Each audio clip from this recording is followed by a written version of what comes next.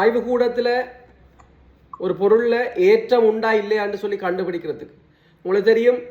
ஒரு பொருட்களை ஒரு பொருளை இன்னும் ஒரு பொருளோட உறைஞ்சும் போது அந்த பொருளில் ஏற்றம் உருவாகும், நிலை மின்னேற்றம் உருவாகும். அந்த நிலை மின்னேற்றம் உருவாகுதா இல்லையான்னு சொல்லி பார்க்கறதுக்காக நாங்கள் பயன்படுத்துகிற கருவி தான் பார்த்தீங்கன்னு சொன்னால் பொன்னிலை மின்காட்டி. இப்போ பொன்னிலை மின்காட்டியை பாருங்கள். ஏன் இது பொன்னிலை மின்காட்டி என்று சொல்லப்படுது என்று சொன்னால், இதில் ஆய்வுக்கூடத்தில் இதில் பாருங்கள், இந்த பளபளப்பாக இருக்குது, தங்க நிறத்தில் இருக்குது, பொன் நிறத்தில் இருக்கிற ஒரு மெல்லிய தகடு, பொன் நிறத்தில் இருக்கிற ஒரு மெல்லிய தகடு. அதனால தான் இதை என்னென்னு சொல்லுவாங்க, பொன்னிலை மின்காட்டி என்று சொல்லுவாங்க. பொன் இலை மின்காட்டி, இலை போல மெல்லிய தகடு, பொன்னிலை மின்காட்டி. இது இங்கே தங்க நிறத்தில் தான் இருக்குது, தங்க தகடு இல்லை, பொன்னிலை மின்காட்டியாக இருக்குது. இது ஆய்வுக்கூடத்தில் ஏற்றம் உண்டா இல்லையான்னு சொல்லி கண்டுபிடிக்கிறதுக்கு நாங்கள் பயன்படுத்தலாம். எப்படி பயன்படுத்தலாம் என்று பார்த்தீங்கன்னா பிள்ளைகள், இதில் ஒரு பொருளை உறைஞ்சுவதற்கு முதல் ஒரு பொருளை நான் கொண்டு போகும்போது, சரியா, ஒரு பொருளை கொண்டு போகும்போது ஏற்றம் இல்லாத ஒரு பொருள், ஏய் ரக்ஷிதா என்ன சத்தம் அங்க போடுற,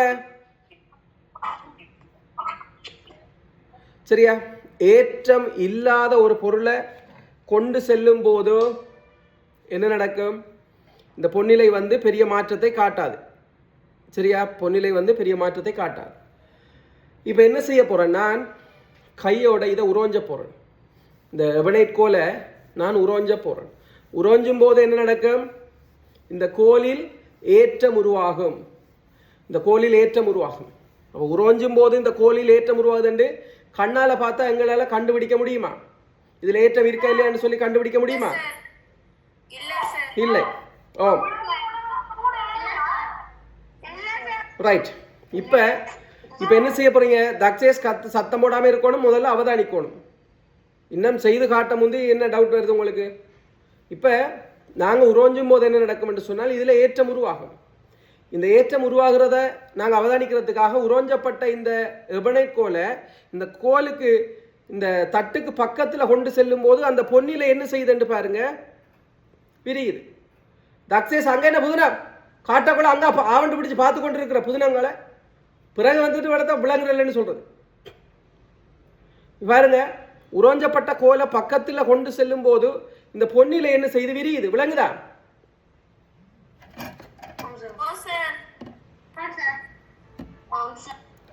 ரைட். இந்த பொன்னிலை விரியுது.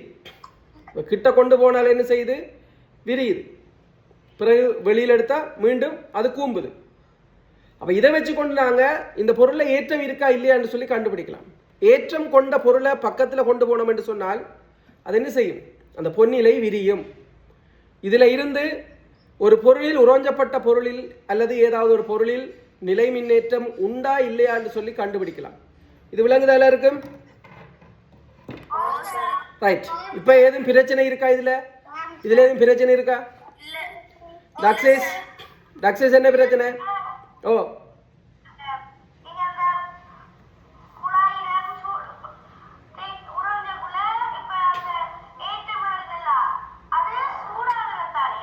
இல்ல உறைஞ்சப்படுவதன் மூலம் சூடாகிறதாலேயே நான் படிப்பிச்சது.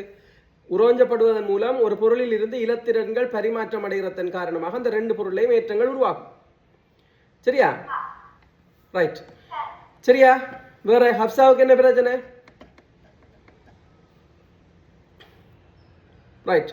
கிளியர் தானே? அப்போ உங்களுக்கு கேள்வி வரும், ஒரு பொருளில் ஏற்றம் உண்டா இல்லையா என்று சொல்லி ஆய்வு கூடத்தில் பரிசோதிப்பதற்காக பயன்படுத்தப்படுகின்ற கருவி என்ன? என்ன கருவி? பொன் இலை மின்காட்டி.